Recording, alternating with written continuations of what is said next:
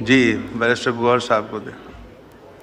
Speaker, basically ये पहले जब इस लॉ को लेके आए थे उस वक्त भी हमने जिक्र किया था। एक तो सप्लीमेंट्री एजेंडे पे रखा बजट सेशन में, ये नहीं होना चाहिए था। दूसरा इसका एक ऑर्डिनेंस है, वो तो ऑलरेडी पहले लेके आ चुके थे। इसमें जो प्राइमरीली दो चीज़ें हैं, एक इसमें इन्होंने रेट्रोस्पेक्टिव इफेक्ट दिया है, और वो रेट्रोस्पेक्टिव इफेक्ट इसलिए दे रहे हैं ताकि जो गलतियाँ हुई है उसको कवर करे, और इसमें सुप्रीम कोर्ट की जजमेंट है, it could not be done this way. Basically जो पहले लॉ अमेंड हुआ था 1976 का भी लॉ, उसमें भी एक प्रोविज़न मौजूद था, और जो अमेंड हो गया और सब्सटीट्यूट हो गया बाय द इलेक्शन एक्ट 2017, उस वक्त भी इसमें ये डाला गया, सेक्शन 140 में ये डाला गया, और सेक्शन 140 में ये था कि the election tribunal shall comprise of the जजेस के बारे में लिखा था who is or has been a जज ऑफ हाई कोर्ट। सिर्फ सर्विंग जजेस उस ट्राइब्यूनल में जजेस बनेंगे, और ट्राइब्यूनल कंप्राइज होगा ऑन द सर्विंग जजेस।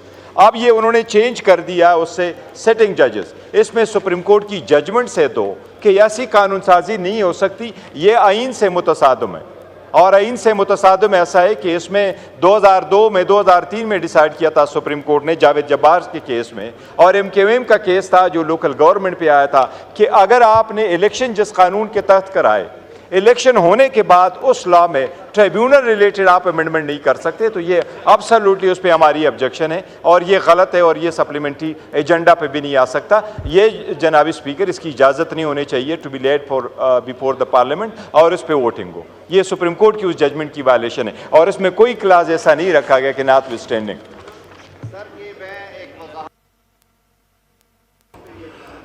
जी, मिनिस्टर साहब का जावेद जब्बार केस का जो हवाला दिया गया सर, वो क्वालिफिकेशन और डिसक्वालिफिकेशंस के बारे में थी, और उसमें कहा गया था कि इलेक्शन होने के बाद आप कोई ऐसी चीज़ इंसर्ट नहीं कर सकते। नंबर 1 सर, कानून साजी इस ऐवान का कुल्ली इख्तियार है, ये प्रेरोगेटिव इस हाउस का है कि वो कौन सा कानून बनाना चाहता है और कौन सा नहीं। इसमें कोई अदालत डिक्टेट नहीं कर सकती इस हाउस को, और मैं बारहा ये कहता हूँ एज अ डेमोक्रेट कि ये this right vest in this supreme house of the legislators. ये आवाम के मुंतखब नुमाइंदों का हाउस है, इस पे हमें इफ्स एंड बट्स पे नहीं पढ़ना चाहिए।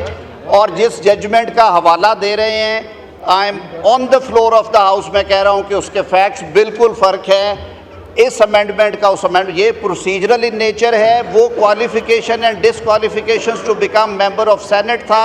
इलेक्शन प्रोसेस किक इन होने के बाद अमेंडमेंट की गई, और वो लोग उससे डैमेज हुए जो कि at the time of filing of nomination papers otherwise eligible थे।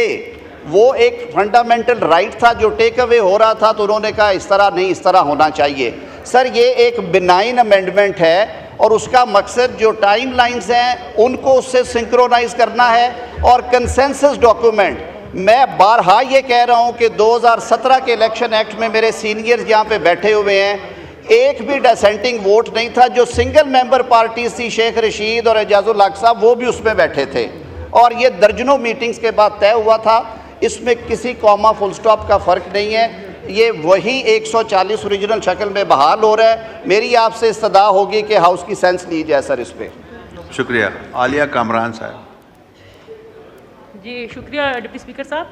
पहले तो जो मैं एतराज़ करना चाहूँगी मोहतरम अपने वुज़रा से भी, कि सर हमने ये एक वतीरा बना लिया है कि हम कानून साजी को उसके बाकायदा जो तरीक़ाकार है उसके ज़रिए नहीं कर रहे। मुझे वो बिल बता दीजिए, उनकी तादाद बता दीजिए जो हमने रूल्स को सस्पेंड किए बगैर जो है पास करवाए हों इस हाउस से। तो सर हम इस पार्लियामेंट की बेतुकीरी तो खुद ही कर रहे होते हैं। क्यों, जब रूल्स के अंदर है कि एक बिल कमेटी से आएगा, 2 दिन के बाद उसके ऊपर जो है किसी का दिल करे अमेंडमेंट दे नहीं दे, और बाद में उसके ऊपर डिस्कस करके उसको पास करवाया जाए। तो मोहतरम, मुझे सबसे पहले इतराज़ इस चीज़ पे है कि रूल्स को सस्पेंड करके हमेशा आप अपने हर नेक काम को भी मुश्तबा चीज़ों में लपेट कर क्यों अवाम के सामने रखते हैं, क्यों मौका देते हैं अपोजिशन को भी इस पर बात करने का। सर एक बात, दूसरी बात मैं आपसे रिक्वेस्ट करूंगी कि एक कमेटी के अंदर अगर आप इवन ये भी कहते हैं कि कमेटी के 20 रुकन थे, और उसके अंदर हमारी भी फ़र्ज़ करें कोई जमात का बैठा हो बंदा और उसने एग्री भी किया हो, तो क्या ये सही नहीं है कि उन 20 लोगों की राय और यहाँ पर आपके पूरे अवाम की राय, इतने ज़्यादा लोगों की राय कुछ बेहतर फैसला कर सकेंगे? ये कानून साजी हम किसके लिए कर रहे हैं? अवाम के लिए कर रहे हैं ना जी। बताइए मिनिस्टर साहब, बेहतरी के लिए कर रहे हैं ना, इसमें कोई गलत चीज़ तो नहीं है। तो फिर ठीक है, आप इसको आराम से मंडे को ले आएँ, 2 दिन का टाइम दीजिए, हम इसको पढ़ते हैं। अगर इसमें कोई शक वाली बात नहीं है सर पहले मैं ये कहूँगी, आप इसको इस तरीके से प्रेजेंट करते हैं कि हम ऐसे ही बेशक दाल बिल्कुल साफ हो, बज़ाहिर लगना शुरू होता है कि अच्छा ये तो सारी दाल ही काली है। सर मोहतरम, सिर्फ दूसरा मैं आपसे ये सवाल करूँगी कि आपने क्या पीपी और नून लीग ने उस वक्त हाजिर सर्विस जजों की तैनाती के हामी नहीं थे? मुझे सिर्फ इसका जवाब दे दीजिए।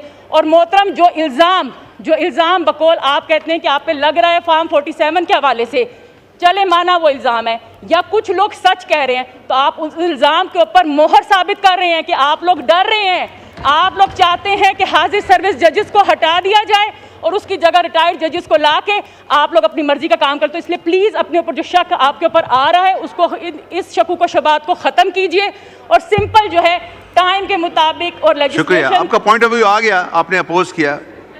ये उमर अयूब साहब का माइक वाला जी, बैरिस्टर गौहर साहब को दे। स्पीकर, बेसिकली ये पहले जब इस लॉ को लेके आए थे उस वक्त भी हमने जिक्र किया था। एक तो सप्लीमेंट्री एजेंडे पे रखा बजट सेशन में, ये नहीं होना चाहिए था। दूसरा इसका एक ऑर्डिनेंस है, वो तो ऑलरेडी पहले लेके आ चुके थे। इसमें जो प्राइमरीली दो चीज़ें हैं, एक इसमें इन्होंने रेट्रोस्पेक्टिव इफेक्ट दिया है और वो रेट्रोस्पेक्टिव इफेक्ट इसलिए दे रहे हैं ताकि जो गलतियाँ हुई है उसको कवर करे, और इसमें सुप्रीम कोर्ट की जजमेंट है, it could not be done this way. Basically जो पहले लॉ अमेंड हुआ था 1976 का भी लॉ, उसमें भी एक प्रोविज़न मौजूद था और जो अमेंड हो गया और सब्सटीट्यूट हो गया बाय द इलेक्शन एक्ट 2017, उस वक्त भी इसमें ये डाला गया, सेक्शन 140 में ये डाला गया, और सेक्शन 140 में ये था कि the election tribunal shall comprise of the जजेस के बारे में लिखा था who is or has been a जज ऑफ हाई कोर्ट। सिर्फ सर्विंग जजेस उस ट्राइब्यूनल में जजेस बनेंगे और ट्राइब्यूनल कंप्राइज होगा ऑन द सर्विंग जजेस। अब ये उन्होंने चेंज कर दिया उससे सिटिंग जजेस। इसमें सुप्रीम कोर्ट की जजमेंट से तो कि ऐसी कानून साजी नहीं हो सकती, ये आइन से मुतसादम है। और आइन से मुतसादम ऐसा है कि इसमें 2002 में 2003 में डिसाइड किया था सुप्रीम कोर्ट ने जावेद जब्बार के केस में, और MKM का केस था जो लोकल गवर्नमेंट पे आया था, कि अगर आपने इलेक्शन जिस कानून के तहत कराए, इलेक्शन होने के बाद उस लॉ में ट्रिब्यूनल रिलेटेड आप अमेंडमेंट नहीं कर सकते। तो ये एब्सोल्युटली उस पर हमारी ऑब्जेक्शन है और ये गलत है और ये सप्लीमेंट्री एजेंडा पे भी नहीं आ सकता। ये जनाब स्पीकर, इसकी इजाज़त नहीं होनी चाहिए to be laid for before the parliament और इस पर वोटिंग हो। ये सुप्रीम कोर्ट की उस जजमेंट की वायलेशन है और इसमें कोई क्लाज ऐसा नहीं रखा गया कि नॉट विथस्टैंडिंग।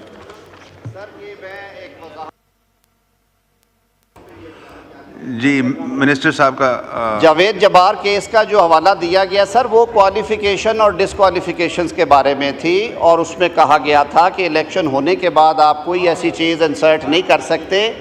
नंबर 1 सर, कानून साजी इस ऐवान का कुल्ली इख्तियार है, ये प्रेरोगेटिव इस हाउस का है कि वो कौन सा कानून बनाना चाहता है और कौन सा नहीं। इसमें कोई अदालत डिक्टेट नहीं कर सकती इस हाउस को। और मैं बारहा ये कहता हूँ एज अ डेमोक्रेट कि ये this right vest in this supreme house of the legislators, ये आवाम के मुंतखब नुमाइंदों का हाउस है। इस पर हमें इफ्स एंड बट्स पे नहीं पढ़ना चाहिए। और जिस जजमेंट का हवाला दे रहे हैं, I am on the floor of the house, मैं कह रहा हूँ कि उसके फैक्ट्स बिल्कुल फ़र्क है इस अमेंडमेंट का उस अमेंडमेंट। ये प्रोसीजरल इन नेचर है, वो qualification and disqualifications to become member of senate था। इलेक्शन प्रोसेस किक इन होने के बाद अमेंडमेंट की गई और वो लोग उससे डैमेज हुए जो कि at the time of filing of nomination papers otherwise eligible थे। वो एक फंडामेंटल राइट था जो टेक अवे हो रहा था, तो उन्होंने कहा इस तरह नहीं, इस तरह होना चाहिए। सर, ये एक बिनाइन अमेंडमेंट है और उसका मकसद जो टाइम लाइन्स हैं उनको उससे सिंक्रोनाइज करना है। और कंसेंसस डॉक्यूमेंट, मैं बारहा ये कह रहा हूँ कि 2017 के इलेक्शन एक्ट में मेरे सीनियर्स यहाँ पे बैठे हुए हैं, एक भी डिसेंटिंग वोट नहीं था। जो सिंगल मेंबर पार्टीज थी, शेख रशीद और एजाजुल हक साहब, वो भी उसमें बैठे थे और ये दर्जनों मीटिंग्स के बाद तय हुआ था। इसमें किसी कॉमा फुल स्टॉप का फ़र्क नहीं है। ये वही 140 ओरिजिनल शक्ल में बहाल हो रहा है। मेरी आपसे इस्तदा होगी कि हाउस की सेंस ली जाए सर इस पर। शुक्रिया। आलिया कामरान साहब। जी शुक्रिया डिप्टी स्पीकर साहब। पहले तो जो मैं एतराज़ करना चाहूँगी मोहतरम अपने वुज़रा से भी कि सर हमने ये एक वतीरा बना लिया है कि हम कानून साजी को उसके बाकायदा जो तरीक़ाकार है उसके ज़रिए नहीं कर रहे। मुझे वो बिल बता दीजिए, उनकी तादाद बता दीजिए जो हमने रूल्स को सस्पेंड किए बगैर जो है पास करवाए हैं इस हाउस से। तो सर हम इस पार्लियामेंट की बेतुकीरी तो खुद ही कर रहे होते हैं। क्यों जब रूल्स के अंदर है कि एक बिल कमेटी से आएगा, 2 दिन के बाद उसके ऊपर जो है किसी का दिल करे अमेंडमेंट दे नहीं दे और बाद में उसके ऊपर डिस्कस करके उसको पास करवाया जाए। तो मोहतरम, मुझे सबसे पहले इतराज़ इस चीज़ पे है कि रूल्स को सस्पेंड करके हमेशा आप अपने हर नेक काम को भी मुश्तबा चीज़ों में लपेट कर क्यों अवाम के सामने रखते हैं, क्यों मौका देते हैं अपोजिशन को भी इस पे बात करने का। सर एक बात, दूसरी बात मैं आपसे रिक्वेस्ट करूंगी कि एक कमेटी के अंदर अगर आप इवन ये भी कहते हैं कि कमेटी के 20 रुकन थे और उसके अंदर हमारी भी फ़र्ज़ करें कोई जमात का बैठा हो बंदा और उसने एग्री भी किया हो, तो क्या ये सही नहीं है कि उन 20 लोगों की राय और यहाँ पर आपके पूरे अवाम की राय, इतने ज़्यादा लोगों की राय कुछ बेहतर फैसला कर सकेंगे? ये कानून साजी हम किसके लिए कर रहे हैं? अवाम के लिए कर रहे हैं ना जी। बताइए मिनिस्टर साहब, बेहतरी के लिए कर रहे हैं ना, इसमें कोई गलत चीज़ तो नहीं है। तो फिर ठीक है, आप इसको आराम से मंडे को ले आएँ, 2 दिन का टाइम दीजिए, हम इसको पढ़ते हैं। अगर इसमें कोई शक वाली बात नहीं है, सर पहले मैं ये कहूँगी, आप इसको इस तरीके से प्रेजेंट करते हैं कि हम ऐसे ही बेशक दाल बिल्कुल साफ़ हो, बज़ाहिर लगना शुरू होता है कि अच्छा ये तो सारी दाल ही काली है। सर मोहतरम, सिर्फ दूसरा मैं आपसे ये सवाल करूँगी कि आपने क्या पीपी और नून लीग ने उस वक्त हाजिर सर्विस जजों की तैनाती के हामी नहीं थे? मुझे सिर्फ इसका जवाब दे दीजिए। और मोहतरम, जो इल्ज़ाम बकौल आप कहते हैं कि आप पे लग रहा है फार्म 47 के हवाले से, चले माना वो इल्ज़ाम है या कुछ लोग सच कह रहे हैं, तो आप उस इल्ज़ाम के ऊपर मोहर साबित कर रहे हैं कि आप लोग डर रहे हैं। आप लोग चाहते हैं कि हाजिर सर्विस जजेस को हटा दिया जाए और उसकी जगह रिटायर्ड जजेस को ला के आप लोग अपनी मर्जी का काम करते हो। इसलिए प्लीज़ अपने ऊपर जो शक आपके ऊपर आ रहा है उसको, इस शकू को शबात को ख़त्म कीजिए और सिंपल जो है टाइम के मुताबिक और शुक्रिया, लेजिस्लेशन। आपका पॉइंट ऑफ व्यू आ गया, आपने अपोज किया। ये उमर अयूब साहब का माइक वाला।